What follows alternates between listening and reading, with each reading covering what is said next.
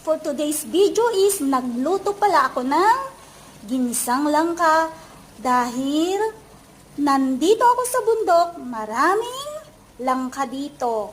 At dahil madiskarte nga ang inyong inday ng Taiwan, ako pala isang caregiver dito na madiskarte sa ulam dahil hindi po masyadong masagana ang aming pagkain dito ng aking alaga.